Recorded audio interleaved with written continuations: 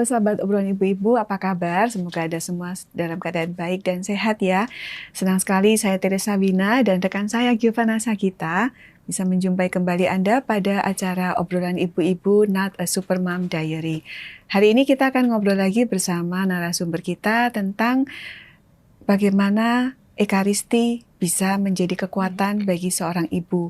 Bagaimana dari altar bisa kita hadirkan ke rumah dan menjadi sukacita bagi keluarga. Nah, siapa narasumbernya, Gio? Silakan diperkenalkan. Ya, baik, Wina. Ya, sudah hadir bersama kita narasumber kita hari ini, Ibu Esterina Arianti Jaya. Beliau adalah penasehat Komunitas Kerahiman Ilahi KAJ dan juga penasehat Komunitas Kerahiman Ilahi Nasional. Saya terima kasih Bu Esther. Ya, terima kasih, ketemu lagi. Ya, ketemu lagi. Ya, Ibu Esther, kali yang lalu kan kita ngobrol tentang devosi kerahiman ilahi. Di situ Ibu ada singgung sedikit tentang Ekaristi. Bagaimana sharing, mungkin Ibu bisa ceritakan bagaimana sih Ekaristi kan kita sudah selalu ya sebagai umat Katolik kita tiap minggu, mungkin ada yang rajin misa harian. Bagaimana itu bisa menjadi kekuatan bagi seorang ibu menurut Ibu Esther? Kita tahu ya di dalam gereja Katolik itu sangat kaya dengan sakramen. Kita tahu sakramen. Ya. Sejauh yang saya tahu Katolik itu sangat luar biasa karena kita punya 7 sakramen. Di mana sakramen itu menyatakan Tuhan hadir. Melalui perayaan Ekaristi, kita setiap hari mendengar firman Tuhan. Karena manusia kan perlu hidup dari makanan jasmani dan rohani. Yeah. Jasmani oke, buat tubuh kita. Tapi rohani kita juga perlu makan. Dan kita dapat dari perayaan Ekaristi. Kita dapat firman Tuhan. Dan yang lebih penting lagi menurut saya adalah kita menerima tubuh Tuhan. Itu hosti itu kalau kita betul-betul hayati itu bukan hanya hosti putih udah gitu ya, tapi itu betul-betul tubuh Tuhan Yesus yang diberikan kepada kita. Dan kalau saya kan berdevosi kepada kerahiman ilahi ya. Jadi di dalam buku diary itu banyak sekali cerita di mana Suster Faustina mengalami kehadiran Tuhan baik sebelum komuni atau setelah komuni atau pada perayaan Ekaristi. Dan banyak Yesus juga bilang bahwa kalau aku masuk ke dalam hatimu melalui perayaan Ekaristi, melalui hosti yang kita sambut, aku itu membawa banyak rahmat. Memang kita nggak pernah tahu apa rahmat apa yang Tuhan bawa ya. Nggak terpikir ya. Iya, saya pun sebelum berdevosi kepada kerahiman, ya sudah ke gereja seminggu sekali, terima komuni, udah itu selesai. Kalau nggak terima komuni bukan merasa kurang, tapi jangan-jangan nanti ada orang bilang Bu Esther lagi dosa berat, makanya nggak berani terima komuni gitu kan. Tapi di dalam berdevosi kepada kerahiman ilahi, akhirnya makin lama makin tahu bahwa misa atau perayaan Ekaristi ini adalah puncak rahmat Tuhan yang Tuhan curahkan ke kita. Yaitu kita menerima tubuh dan darah Kristus. Sama seperti kalau kita di orang yang sudah tua-tua seperti ini, orang-orang sering bilang sama saya, Bu Esther makan omega 3 enggak? Saya bilang enggak, kenapa? Harus Bu, kalau udah umur segini harus minum. Supaya sehat, supaya apa gitu ya. Nah, sambut komuni itu seperti dalam tanda kutip, kita terima vitamin. Secara bertahap saya yakin 100%, kalau kita sering sekali menerima komuni, saya yakin ada perubahan dalam diri kita. Memang periodenya beda-beda ya, tapi saya imani siapapun yang menerima komuni, tubuh Tuhan masuk ke sini loh. Dari tadinya yang hatinya mungkin keras, marah, dendam, Tuhan masuk, lama-lama kita dengar firman ya, pasti ada perubahan-perubahan dalam hidup kita. Ada sharing nggak Ibu tentang itu? Kalau sharing yang persis kaitan dengan Ekaristi terus saya mengalami sesuatu yang wah gitu nggak ada ya. Tapi yang pasti beberapa orang-orang sekitar, atau contoh yang gampang, dulu saya kerja di kantor, saya orangnya to the point dalam arti salah benar. Saya kadang-kadang tidak melihat itu teman atau bukan teman. Pokoknya kalau benar ya saya bela. Kalau salah ya saya nggak bela. Ya, sesuai aja proses ini. Tapi konsekuensinya Saya dibilangin sombong sama banyak orang ya. Nggak setia kawan. Saya pikir ya kalau dia salah ya saya bilang salah lah. Masa hanya gara-gara teman jadi harus tetap bela yang salah gitu kan. Aturan gitu. Ada banyak orang kasih nasihat saya untuk tidak melakukan hal itu. Tapi menurut saya itu jati diri saya.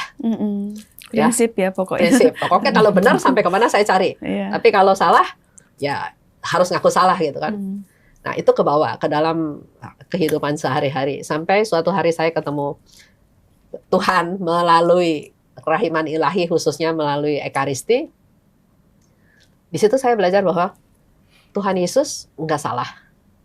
Tapi dia punya tugas menyelamatkan manusia. Dia rela berkorban, rela mati, dan seterusnya. Nah, karena saya mendalami itu, jadi saya bilang saya juga mau belajar seperti Tuhan. Belajar mengampuni. Jangan merasa diri benar. Karena kalau memang benar. Tapi orang yang merasa diri benar terus itu lama-lama jadi bisa sombong. Bisa, saya benar nih gitu ya. Pasti benar lagi, pasti. Iya, menurut saya benar nih gitu ya. Dan saya itu punya kebiasaan, orang belum selesai ngomong, saya tahu dia mau ngomong kemana gitu. Jadi itu menjadi satu kebanggaan saya. Belum ngomong selesai pun saya tahu kamu mau ngomong apa gitu ya. Sampai suatu hari ada manajer saya bilang, Bu, bisa nggak Bu dengerin saya ngomong dulu sampai selesai, baru Ibu kasih komentar. Nah, dulu kalau nggak ikut devosi kerahiman, saya bilang ngapain saya buang waktu dengerin kamu cerita macam-macam, toh akhirnya ke sana gitu kan. Tapi melalui devosi kerahiman ini, saya bilang sama Tuhan, Tuhan, saya mau jawab nih ya, tapi sepertinya dalam hati bilang, diam, kamu sabar gitu kan. Terus dalam doa, Tuhan sepertinya mau bilang, kamu harus belajar sabar. Kamu harus menghargai orang lain walaupun orang itu mau ngomong salah. Kamu harus belajar diam. Dengan diam, kamu belajar rendah hati, nggak selalu menonjolkan diri. Nah, nanti kapan-kapan lagi meeting. Dalam meeting, kalau benar nih, saya kemanapun nyari gitu kan. Tapi karena sudah ikut Yesus, kalau nggak prinsip, saya akhirnya diam aja. Terus mulai tuh, orang-orang rapat mulai bilang, wah sekarang Ibu Esther lain nih. Udah mulai takut sama kita-kita, nggak berani bela diri lagi, apa segala macam kan. Iya. Pengen jawab kan. Tapi saya doa lagi sama Tuhan. Tuhan bilang, ya kamu harus belajar sabar. Saya memang izinkan hal itu terjadi dalam hidup kamu. Kamu harus mengandalkan saya. Kalau saya suruh kamu diam. Jangan bela diri. Pokoknya jangan bela diri. Apapun diomongin apa, jangan bela diri. Iya, tapi Tuhan kan, gitu kan. Ada tapi. Iya. Tapi besoknya, saya belajar lagi. Dan itu saya dapat kekuatan dari Ekaristi. Karena saya bilang, saya nyambut Tuhan, kan Tuhan ada dalam hati saya. Jadi apa yang saya pikirkan Tuhan tahu kan.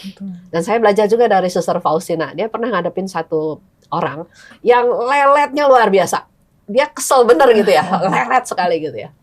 Dia bilang kalau nanti saya ketemu lagi sama orang itu, saya mau ngomong, kamu jangan terlalu lelet gitu kan ya.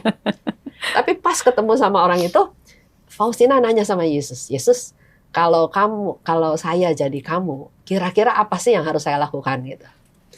Dan ternyata waktu ketemu sama orang lelet itu, dia tetap mendengarkan dengan sabar. Jadi di situ Faustina bilang, oh ternyata dia tetap harus melatih kesabaran bertemu dengan orang seperti itu. Nah, karena saya berdevosi kepada kerahiman, jadi saya juga belajar dari Suster Faustina.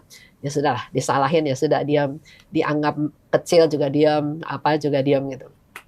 Sampai suatu hari saya kasih pewartaan di Flores waktu itu, saya sudah izin padahal dari kantor. Tiba-tiba waktu saya di sana, ditelepon sama direktur HRD-nya bilang, ibu harus pulang, nggak dapat izin cuti untuk pergi ke Flores. Saya bilang saya nggak bisa, saya ada di tengah-tengah seminar gitu kan. Ya nggak bisa, pokoknya harus pulang. Saya bilang gimana pulang? Pulang juga kan harus naik pesawat, pesawatnya kan juga ada jamnya apa segala macam. Cuma suami saya tanya, apa sih resiko terjelek? Saya bilang resiko terjelek ya saya dipecat, saya diberhentiin, saya bilang gitu. Tapi anehnya nggak ada satu kekecewaan sama sekali.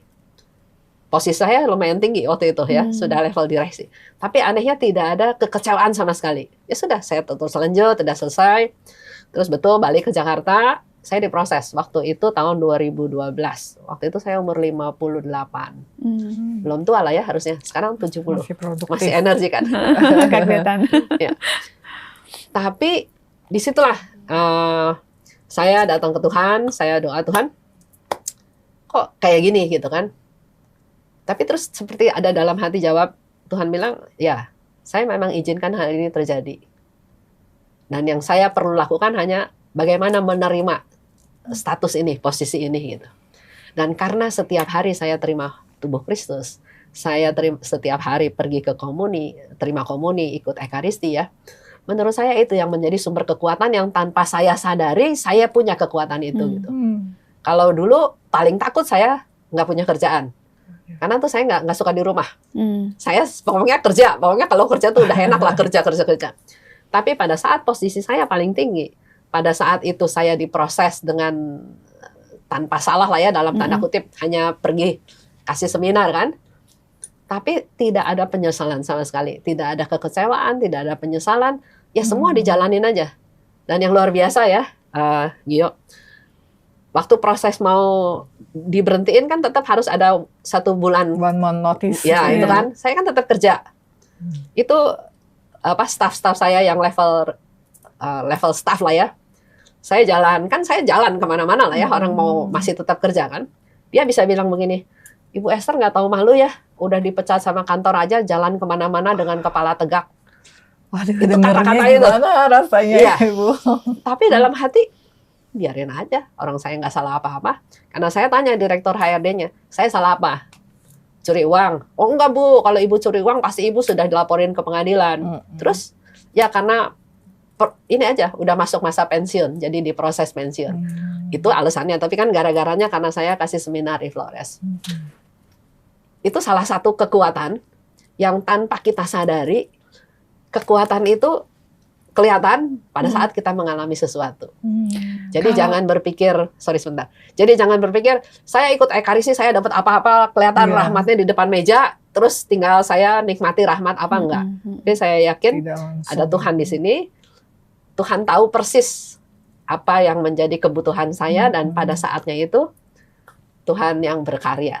Gitu. Kalau orang kan maksudnya seringkali kan orang bilang saya sudah pelayanan, kenapa ini terjadi? Nah itu kan jelas-jelas Bu Esther lagi pelayanan gitu kan, dan itu terjadi saat itu gitu. Tidak semua orang bisa terima. Kayak Ibu kan bilang saya tenang, saya bisa terima, saya kayaknya tidak kepikiran.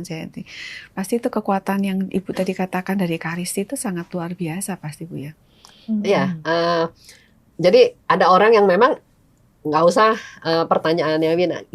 Mereka pun bertanya sama saya, Ibu kan pelayanan, pergi ke sana bayar sendiri, mau mewartakan Tuhan, tapi kok malah Tuhan seolah-olah membiarkan hal itu terjadi gitu kan? Pasti orang jadi ya, itu menurut saya itu dari bahasa atau kacamata duniawi. Karena dalam hidup ini sebetulnya misteri, kita nggak pernah bisa tahu. Saya hari ini ada di sini, kalian ada di sini juga pasti ada satu perjalanan hidup yang kalau dipikir lagi kok bisa ada di sini gitu ya. Sama seperti sekarang juga banyak juga yang tanya ke saya, kok Ibu Esther bisa berdevosi kepada kerahiman ilahi? Saya bilang saya juga nggak tahu bagaimana. Cuma yang pasti Tuhan selalu memberi jalan. Tuhan tuh selalu memanggil, Tuhan tuh selalu memilih, Tuhan tuh memproses. Tinggal responnya kita, iya atau nanti atau besok atau jangan saya Tuhan, misalnya seperti itu gitu ya. Nah, kalau ada pemikiran bahwa saya sudah pelayanan tapi kok mengalami ini gitu ya. Ini saya mau cerita satu hal. Saya ya pelayanan sama teman-teman, kenal sama teman-teman pelayanan gitu kan. Terus pernah satu hari, ini masalah uang lah ya. Ada mau buka perusahaan, beli saham, setor. 2 minggu kemudian dengan gampangnya dia bilang uangnya hilang.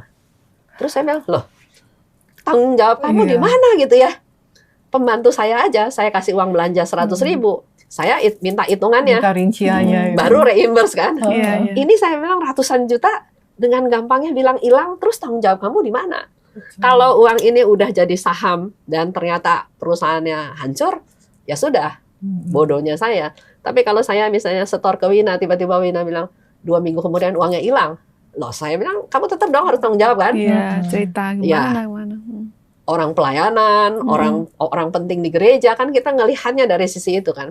Tapi justru ya, setelah ikut devosi kerahiman, saya dapat feedback yang lain dari Tuhan.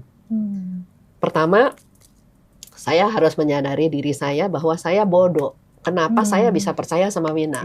Jangan gara-gara sesama orang pelayanan, sesama gereja. Tuhan bilang, kan Tuhan kasih kita kecerdikan juga. Kita yang harus mengevaluasi. Bener nggak nih apa segala macam gitu kan. Yang ke satu. Nah, bisa menyadari diri bahwa saya bodoh pun setelah ikut devosi kerahiman. Kalau enggak, Wina, saya kejar kemanapun gitu kan. Dan yang kedua, Tuhan mau bilang bahwa dengan peristiwa ini, kamu memang hilang ratusan juta. Tapi kamu nggak bisa makan kan? Kamu kan tetap masih bisa makan sehari 3 kali kan? Iya Tuhan. Nah, Tuhan mau kasih tahu saya bahwa dengan peristiwa ini saya harus lebih hati-hati. Karena mungkin saja kalau saya nggak lewat peristiwa ini, kerugian saya bukan ratusan juta. Mungkin bisa lebih besar lagi. Jadi kalau ikut Tuhan itu harusnya melihat segala sesuatu dari kacamata positif. Mengalami kejadian-kejadian ini, Tuhan mau kita belajar sesuatu. Nah, kalau ada orang yang bahasanya, Tuhan saya sudah pelayanan tapi kok saya mengalami ini, yang mungkin harus jadi tanda tanya besar itu adalah melayani Tuhan atau melayani diri sendiri. Karena banyak pelayanan itu yang orang senang melayani. Kenapa orang senang melayani di luar? Karena orang pada bilang terima kasih. Minimal nih, kalian kan bilang terima kasih sama saya. Bu Esther terima kasih ya sudah datang. Coba kalau kita di rumah, kita berbuat apapun, belum tentu orang bilang terima kasih kan? Iya ya. Pertama nggak dilihat. Kok makannya ini lagi. Gini, nggak ada yang bilang terima kasih. Nah, orang ini butuh terima kasih. Tapi Tuhan juga lihat, kalau pelayanan kalian mengandalkan terima kasih dari orang, pertama berarti kan pelayanannya nggak tulus. Dan Tuhan nggak mau, sehingga dalam tanda kutip Tuhan mengizinkan hal itu terjadi. Melalui proses itu kita jadi mengevaluasi diri. Saya pelayanan tapi kok mengalami ini. Jadi sebetulnya banyak hikmah yang harusnya kita bisa belajar dari hal tersebut. Oh, Tuhan lagi ingetin bahwa pelayanan saya ini bukan untuk diri saya loh, untuk Tuhan misalnya itu. Atau melalui peristiwa-peristiwa kita jadi lebih mengalami Tuhan. Itu sebetulnya itu. Ada satu bapak waktu itu bilang begini sama saya, Bu Esther, saya kan pelayanan, prodiakon, mewarta segala macam. Kok Tuhan membiarkan saya ya keserempet motor, dia bilang gitu. Waktu itu pernah. Terus saya langsung aja spontan, Pak, Bapak kalau lihat filmnya yang sebetulnya, kalau Bapak nggak keserempet motor, Bapak tuh ketabrak mobil dan mati. Mau pilih yang mana, Pak? Terus saya bilang, gitu ya Bu, bisa saja. Karena Bapak sudah keserempet motor, udah jatuh. Jadi nggak ketabrak mobil. Tapi ya bisa seperti itu kan.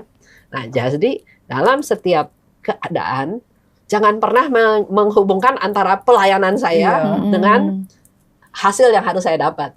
Karena itu dua hal yang berbeda. Jadi bukan transaksional. Iya, betul. Gitu ya, nah, cuma memang masih banyak orang yang berpikiran seperti itu. Waktu saya diberhentiin dari tempat kerja juga, waktu itu berpikirnya kayak gitu. Kok Tuhannya diam aja ya Bu? Kok gini, kok gitu? Saya bilang, Tuhan pasti punya tujuan lah. Tapi justru dengan begitu, saya bisa pelayanan seperti sekarang, bisa mewartakan kerahiman ke mana-mana. Kalau masih kerja ya mungkin masih terikat ya. Oke, Tuhan itu punya rencana yang luar biasa. Selama kita bisa nerima, walaupun nggak ngerti ya, sama seperti Bunda Maria, kamu akan melahirkan seorang anak. Gimana bisa punya anak gitu kan? Dari Roh Kudus. Kan kalau kita sebagai awam yang dengar, gimana caranya gitu kan? Tapi yang Tuhan mau tuh, ya sudah, jangan banyak pikiran, jangan gimana caranya, pokoknya Tuhan itu bisa bikin mujizat apapun. Yang penting terima. Jadi saya selalu patokannya, kalau Tuhan izinkan ini terjadi, pasti Tuhan punya tujuan. Itu aja. Terima. Sesederhana itu. Itu menguatkan loh Bu, apa yang kita alami itu Tuhan izinkan terjadi gitu ya Bu. Lalu apa ada itu Bu sharing dari Bu Esther dalam pelayanannya, mungkin ada pernah yang sharing bahwa kita menerima Ekaristi itu kita merasa kita tidak berjalan sendirian. Nah itu betul. Kalau dari ceritanya Suster Faustina nih ya, saya kaitkan ya. Waktu dia umur 7 tahun, umur 9 tahun dia terima komuni. Waktu pulang dari terima komuni itu dia jalan sendiri. Temennya bilang, orang tuanya juga bilang, kamu kok jalan sendiri? ayo gabung sama kita, karena dia dari gereja ke rumahnya tuh jalan 2 kilometer. Oh, lumayan. Dia bilang, enggak, saya enggak sendiri, saya lagi bersama Tuhan Yesus gitu. Nah, penghayatan ini sebetulnya yang paling penting dari kita semua. Kalau kita terima tubuh Tuhan, ada Tuhan loh dalam diri kita. Itu yang paling penting. Nah, kalau yang saya lihat di gereja Katolik, kenapa orang di gereja Katolik kadang-kadang suka bilang, ada yang, wah lebih enak di gereja lain ya, lebih hidup, lebih apa. Karena mereka lebih ngelihat dari kacamata yang tersurat, yang kelihatan. Padahal Ekaristi itu luar biasa, kayaknya itu luar biasa. Contohnya gini, kita datang ke gereja, ada tabernakel. Tabernakel kan ada tempat Tuhan, hosti tempat Tuhan di situ. Tuhan Yesus mau bilang ke kita semua sebetulnya yang hadir, aku ada di sini. Memang ada kan, kenyataannya kan ada di tabernakel, aku ada di sini, aku hadir. Yang kedua, aku melihat kamu. Jadi kalau Mina datang ke gereja, walaupun sudah doa pembukaan duduk, Tuhan tuh lihat kita. Lihat kita. Memperhatikan kita. Pasti Tuhan senang juga kalau kita hadir di hadapannya dia. Nah, setelah itu, selain itu Tuhan bilang, saya mau kasih banyak rahmat kepada yang datang. Dan tadi misalnya di salah satu diary Faustina bilang, Yesus bilang, aku membawa banyak rahmat masuk ke dalam hatimu melalui komuni. Dan hal yang lain lagi, seandainya belum perayaan Ekaristi ya, di situ juga Yesus mau bilang sama kita semua, aku mendengarkan kamu. Jadi kita datang berdoa, berkeluh kesah, memohon apapun, Yesus bilang, aku mendengarkan kamu. Karena memang Tuhan itu kan peduli sama kita semua umatnya. Dia rela mati, rela disalib, rela segala macam untuk kita manusia supaya kita selamat. Nah, kalau kita cuma datang duduk di hadapan dia, pasti dia bisa lakukan yang tadi saya bilang. Saya ada, kamu ngomong apa saya dengerin, saya lihat kamu, saya senang, kamu udah hadir, kamu susah, kamu berkeluh kesah sama saya akan memberikan tubuh saya untuk menjadi penyelamat, untuk mengampuni dosamu, untuk menyembuhkan engkau, jasmani, rohani, dan lain-lain kan. Dan menurut saya, itu yang kurang dihayati sama umat Katolik secara umum. Mungkin secara katekesenya ya, kurang. Saya bilang saya nggak tahu. Tapi kalau kita punya pemikiran seperti itu, pasti kita datang ke gereja nggak telat. Dan kita datang ke gereja, kita berdoa, kita betul-betul menikmati ada Tuhan di depan. Kalau sekarang kan lebih ke arah lihat kiri kanan, temannya udah datang belum, terus dia terus keluarin HP gitu kan.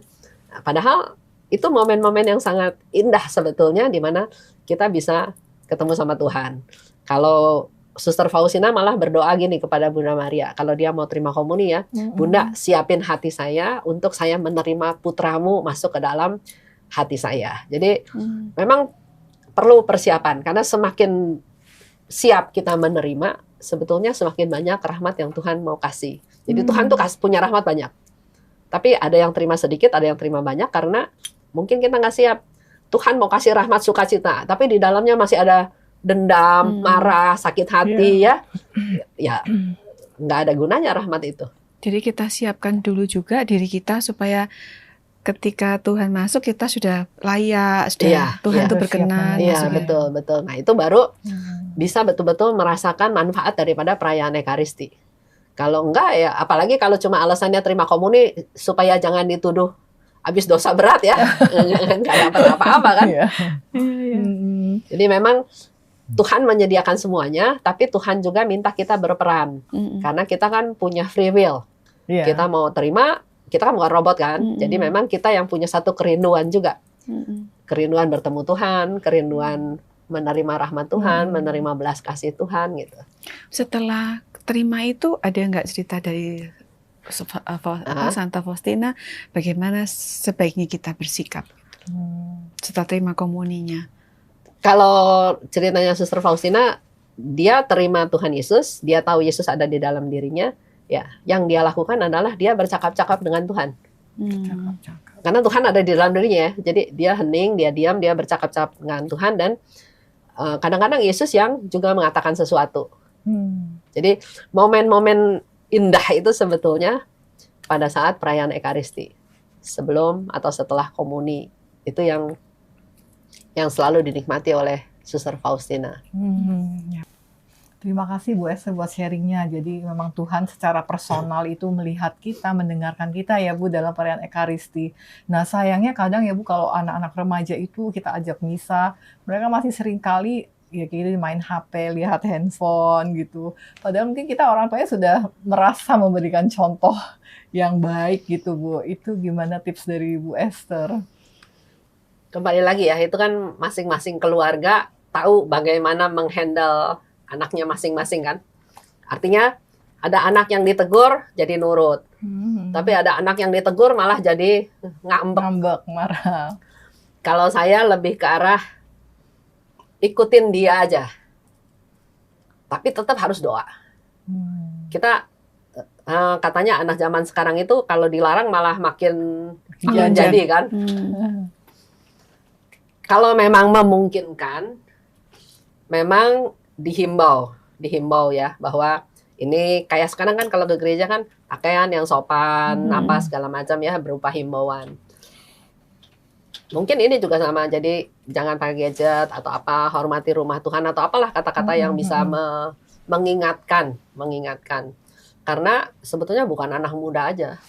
Ibu-ibu, bapak-bapak juga banyak yang lihat HP ya, lihat apa gitu ya. Karena masih mikirin ini itu gitu ya Ibu ya. Prodiakon juga begitu nyampe gereja udah ganti, dia masih HP, begitu sampai dipanggil pastor baru dia stop. Memang zamannya ya, zamannya sudah begitu. Jadi kalau tanya ke saya sih, dia sudah mau ke gereja saja sudah sesuatu hal yang positif. Ya.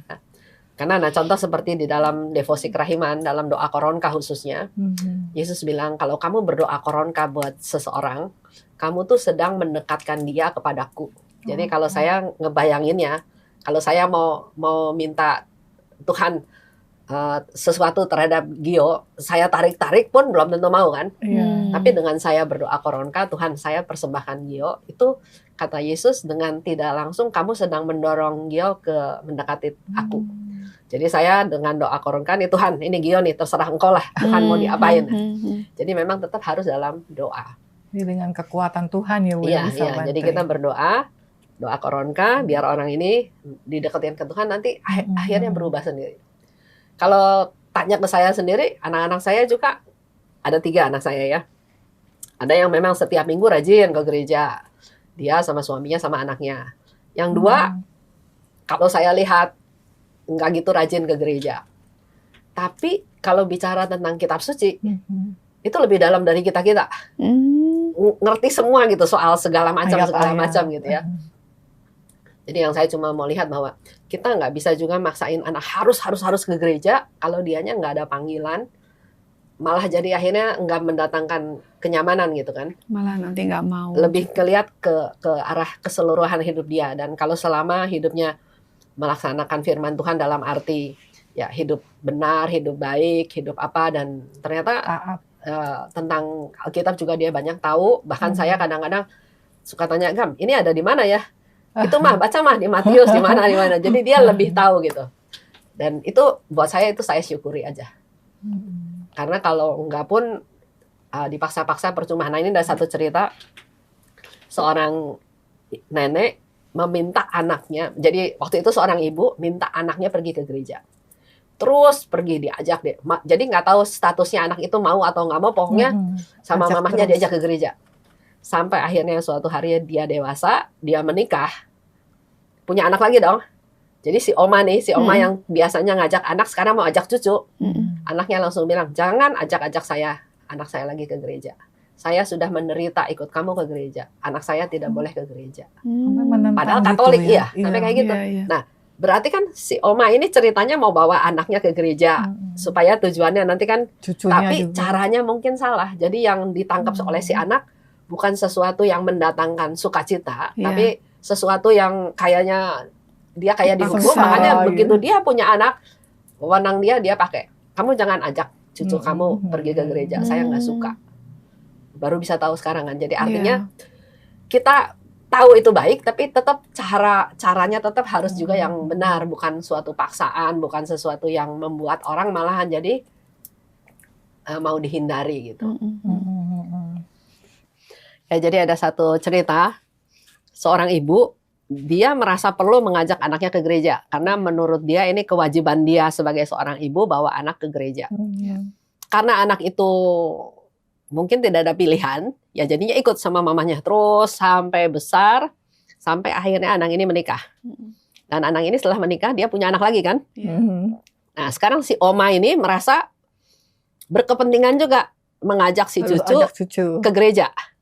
Tapi di situ dia lihat respon anaknya. Pertama dia bilang, "Mama, jangan paksa cucu saya bawa ke gereja. Saya sudah cukup menderita. Jadi sekarang jangan paksa anak saya bawa ke gereja." Wah, ditentang seperti itu ya, Ibu. Ya, di situ pun si oma ini baru sadar bahwa ternyata yang dia lakukan, dia pikir dia benar, ternyata salah. Nah, ngajak ke gereja kan sesuatu yang benar kan? Tapi mungkin caranya salah. Yang ditangkap oleh si anak bukan sesuatu memperoleh rahmat Tuhan, tapi Pemaksaan seperti dipaksa gitu. dihukum gitu kan. Nah itu ternyata membekas sampai akhirnya dia nggak mau cucunya masuk ke gereja. Itu cerita tentang perayaan Ekaristi ya. Di mana si ibu ini kurang bisa menangkap pentingnya perayaan Ekaristinya itu. Jadi Ekaristi itu, nah sekarang pertanyaan lah. Atau sekarang giliran saya yang tanya kalian. Kenapa nggak perayaan Ekaristi? Kenapa kita harus pergi ke perayaan Ekaristi? Ya sebagai umat Katolik mungkin itu ada di 5 perintah gereja juga. Oke, apalagi? Ya, kayaknya emang kayak berkewajiban lah setiap minggu minimal harus ikut Ekaristi gitu. Ada pendapat lain? Kalau saya sekarang jadi teringat gara-gara Ibu bertanya, jadi saya merefresh lagi apa yang pernah saya alami. Dulu-dulu kan memang sama ya kita ya karena harus datang gitu kan, harus datang. Nah suatu saat itu saya punya satu intensi, jadi saya datang tuh. Dulu nggak pernah misa harian. Waktu itu saya datang misa harian. Saya datang. Misa harian kan pagi ya Bu ya. Jadi itu kan perlu perjuangan. Tapi entah kenapa saya pikir mungkin juga Tuhan menguatkan ketika kita harus meminta rahmat, yang Ibu bilang meminta rahmat itu melalui Ekaristi itu, kita kayaknya kok bisa gitu bangun pagi, nggak males gitu berangkat. Dimampukan gitu ya. Iya. Nah, sampai suatu saat itu saya datang itu nggak pengen minta apa-apa lagi. Terus cuman bilang kayak cerita yang itu loh, Tuhan Aceng datang itu. Nah saat itu tuh saya bisa gitu. Saya bisa Tuhan saya datang gitu. Udah nggak minta. Gak minta tuh nggak ada, jadi yang seharusnya saya mau doakan apa itu saya nggak ngomong lagi gitu. Dan memang bener rahmat itu, kemudian rahmat itu kayaknya saya juga nggak minta, misalkan saya minta A, saya nggak minta B dan C lagi gitu kan Bu. Nah ketika saya waktu itu saya cuma bilang Tuhan saya datang gitu, itu rahmat A itu dapat, rahmat B dapat, rahmat C itu dapat. Sampai pegawai saya yang non Katolik dia bilang, Ibu kalau ke gereja itu loh manjur. Cuman tapi kalau sekarang disuruh mengulang lagi, misalkan kekuatan itu lagi nggak dikasih gitu mungkin ya. Jadi kalau misalkan mungkin harus dari sayanya, kamu tuh sudah dikasih dulu, kenapa sekarang kamu males gitu. Mungkin ya Bu ya. Ya memang iman orang memang sebetulnya turun naik. Iman itu memang turun naik. Dan ini buat ibu-ibu yang dengar acara ini ya. Sebetulnya kalau kita pergi ke perayaan Ekaristi itu sebetulnya ada 4 tujuannya. 1, kita memang mau memuji Tuhan dan menyembah Tuhan atas segala rahmat, berkat yang sudah kita terima. Hanya Tuhan yang pantas kita puji, kita sembah. Yang kedua, ya kita bersyukur atas semua belas kasih Tuhan. Jadi yang pertama tadi memuji Tuhan. Salah satu cara memuji Tuhan itu bukan hanya nyanyi, bukan hanya misalnya bisa berbahasa roh atau apa gitu ya. Tapi memuji Tuhan itu dengan kita hadir dalam perayaan Ekaristi, itu juga sudah satu ungkapan kita memuji Tuhan, kita menyembah Tuhan. Bahkan kalau dalam diary Faustina, kalau kita melakukan perbuatan baik, walaupun kita nggak ngomong kemana-mana, itu sudah menjadi satu pujian buat Tuhan.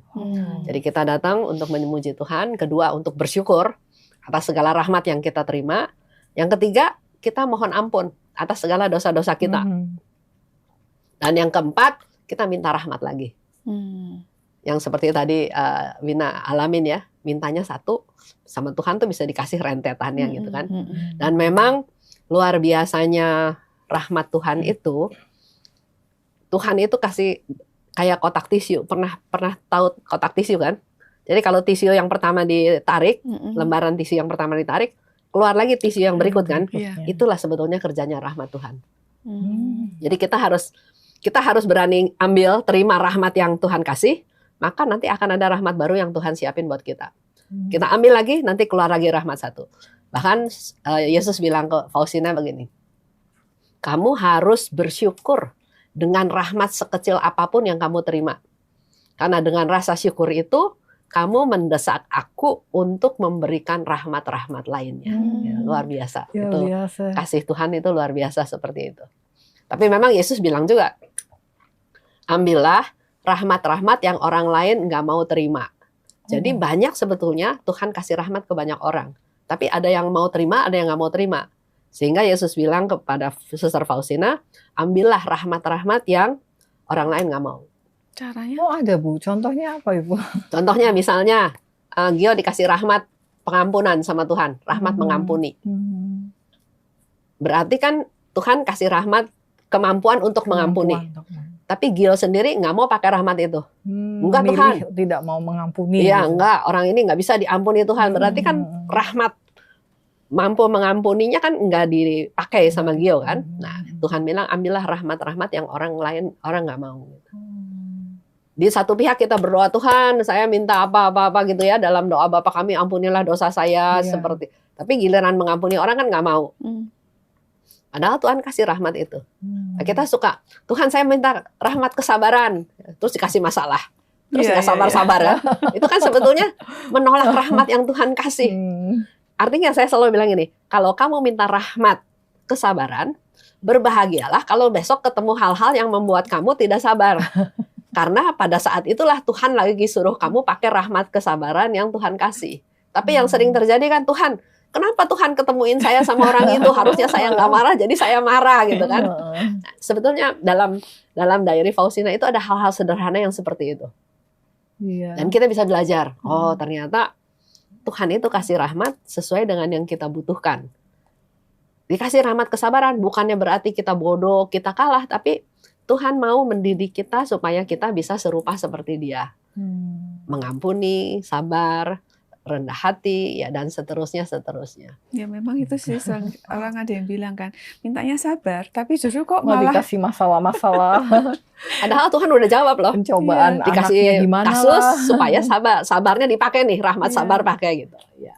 jadi saling menyalahkan tuh sih. Misalkan aku nih mau sabar sama Gio nih Bu, tapi Gionya nih bikin Malah saya jengkel terus kelakuannya gitu. Jadi kayaknya, loh jengkel. Tuhan kok nggak mau rubah dia gitu. Padahal harusnya kitanya yang berubah ya. Iya. Iya. Harusnya doa Tuhan, rahmat kesabarannya kurang gede Tuhan. Jadi emang tadi ya Bu ya, rahmat itu- itu seperti kotak tisu tadi Iya, ya. itu Tarik bagus akan sekali itu timbul perumpamaan. rahmat Ya itu baru. betul. Jadi sebetulnya Tuhan tuh banyak menyediakan rahmat buat kita.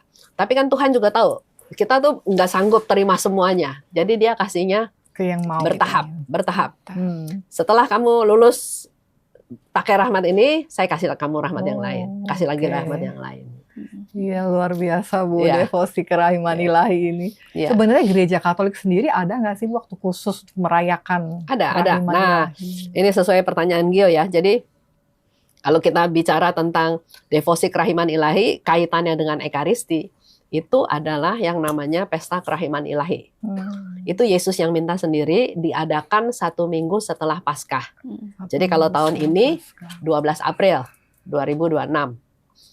Setelah Minggu Paskah ya Bu? Iya, Minggu Paskahnya kan tanggal 5 April. April. Jadi pesta kerahiman ilahi itu 12 April. Nah, Yesus minta sebelum pesta kerahiman ilahi, adakan novena kerahiman ilahi selama 9 hari, mulai dari Jumat Agung. Ya. Setiap hari kita berdoa koronka dan doa mempersembahkan kelompok jiwa tertentu. Kelompok jiwanya pun Yesus yang tentukan. Hari pertama untuk seluruh umat manusia, khususnya yang berdosa. Hari kedua untuk kaum religius, pastor, biarawan, biarawati. Hari yang ketiga untuk yang saleh dan setia.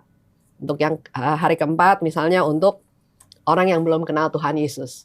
Orang belum kenal Tuhan Yesus itu juga banyak sebabnya. Ya. Ada yang memang nggak ada yang jelasin Nggak ke ada dia, kesempatan. ya kan? Ada yang jelasin tapi penjelasannya juga asal-asalan Nggak mengena. sehingga dia juga nggak mengalami Tuhan. Ya. Kalau yang hari kelima, orang yang tersesat, yang meninggalkan gereja. Oh. Dulu mungkin kita berpikir, ya sudahlah dia pindah-pindah gereja gitu kan. Tapi sebetulnya itu mendatangkan kesedihan kepada Tuhan Yesus. Jadi Tuhan mau orang-orang yang meninggalkan gereja, yang tersesat itu kembali lagi ke dalam keluarga Allah lah ya. Kalau kita di Katolik itu, kalau kita dibaptis, kita sebetulnya menjadi salah satu anggota keluarga kerajaan Allah. Ya. Dan nggak ada bapak satupun yang happy kalau anaknya hilang. Pasti dia berharap anak-anak itu kembali. Ya. Yang keenam, berdoa untuk mereka yang rendah hati, untuk anak-anak. Yang ketujuh, berdoa untuk mereka yang betul-betul mewartakan kerahiman Tuhan, yang berdevosi kepada kerahiman ilahi. Yang kedelapan, berdoa untuk jiwa-jiwa di purgatorium. Yang kesembilan, berdoa untuk jiwa-jiwa yang suam-suam kuku. Jadi itu memang Yesus yang tentukan. Hari ini doa buat ini, buat ini. Dan Yesus juga bilang, melalui novena ini dia akan memberikan banyak rahmat yang bisa diterima oleh manusia. Jadi memang kalau rahmatnya gede sekalipun mungkin kita nggak bakalan bisa sanggup menerima. Ya, seperti yang tadi saya bilang. Jadi rahmat itu Tuhan kasih ke kita bertahap sesuai dengan kekuatan kita, dan juga jangan sampai membuat kita jadi, wah ini hebatnya saya nih gitu kan. Dan Tuhan pasti nggak mau itu ya. Jadi melalui banyak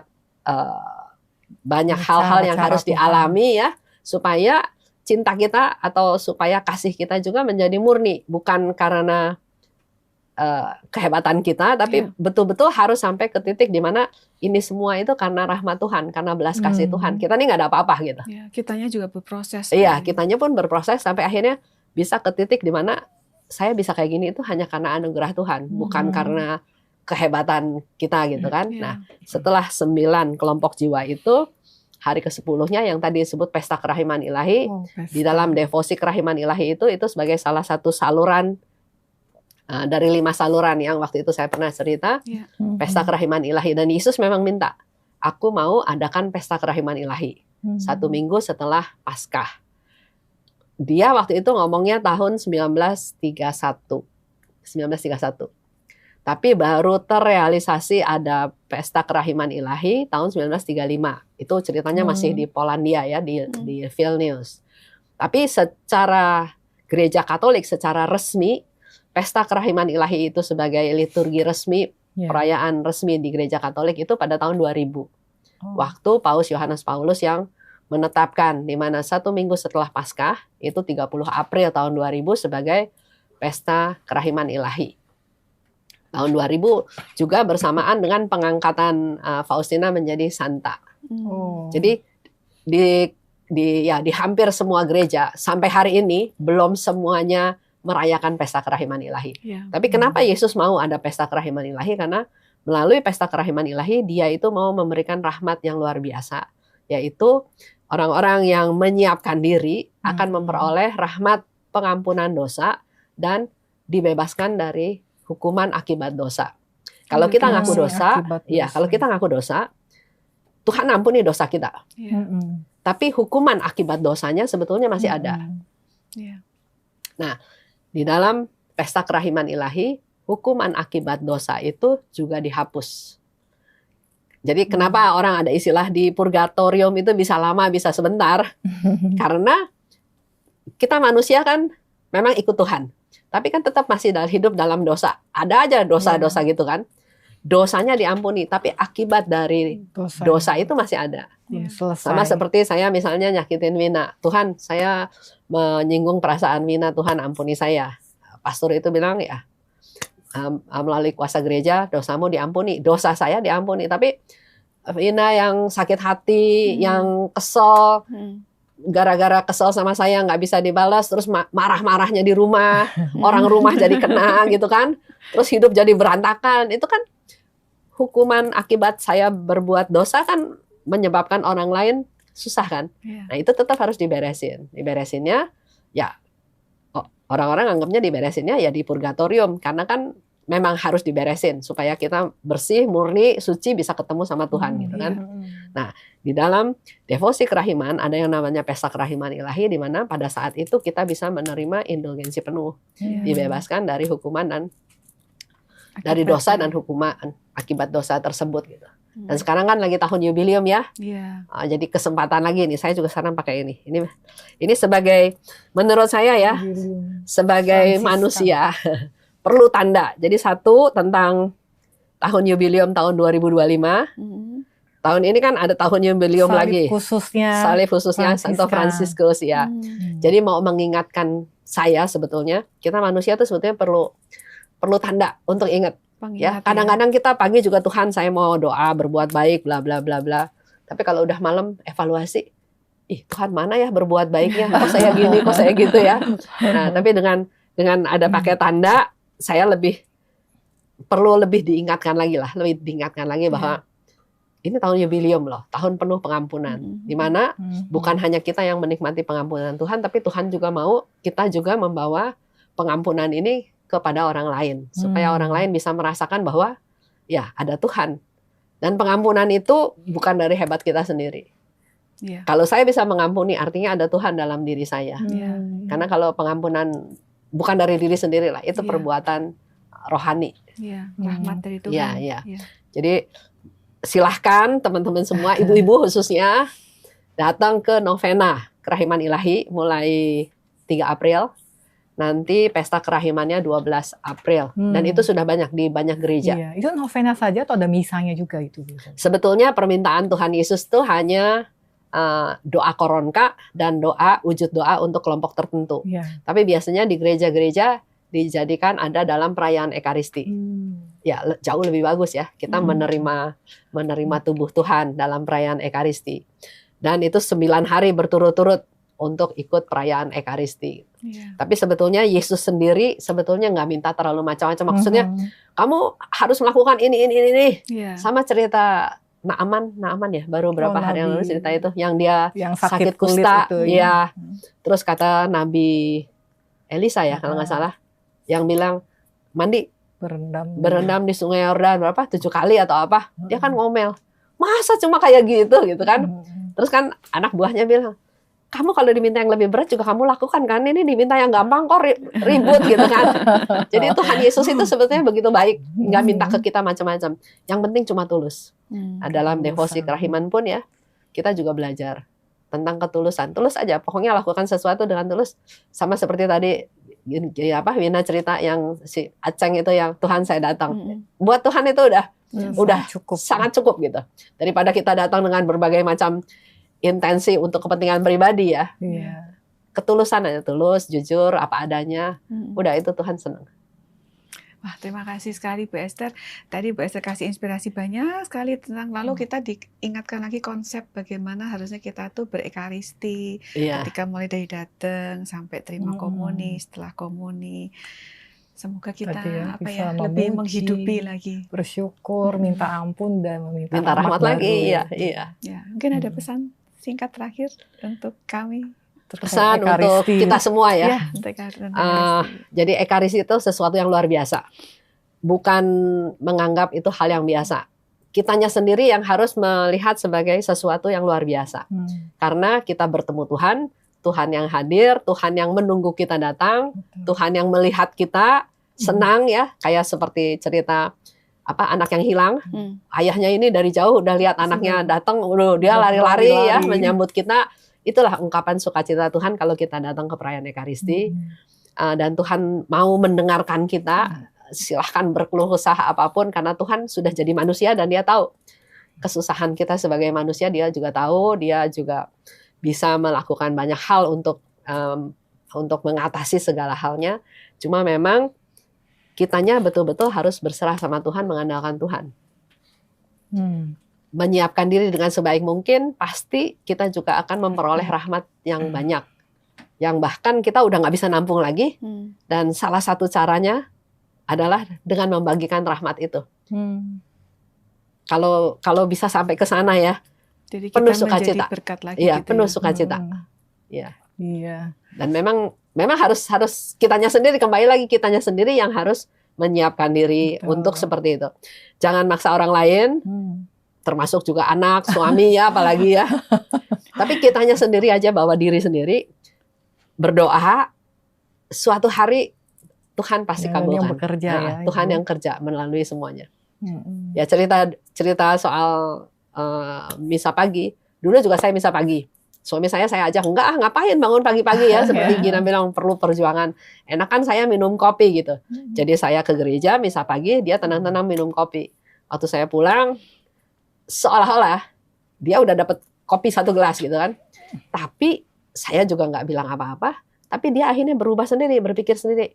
Saya cuma dapat 1 gelas kopi. Istri saya dapat tubuh Kristus. Akhirnya dia malahan mau ikut ke gereja sendiri, mau misa sendiri, malahan lebih banyak dia yang lebih siap daripada saya. Saya biasanya suka rada telat sedikit, ketinggalan lah dalam tanda kutip. Jadi menurut saya jangan pernah berpikir saya yang lakukan, tapi serahkan ke Tuhan. Tuhan yang kerja dan semuanya pasti baik. Amin. Ya, gitu. Terima kasih Terima sekali, kasih, Ibu Ibu. Esther. Semoga membawa kita, sahabat Urban Ibu-Ibu juga semakin mengasihi Ekaristi dan tadi berbagi menjadi saluran rahmat Iya. wajah kerahiman Iya. Allah ya Ibu ya. Baik, terima kasih. Kita akan akhiri perjumpaan hari ini. Kita jumpa lagi nanti di edisi mendatang. Salam sehat sukacita. Sampai jumpa. Salam kerahiman.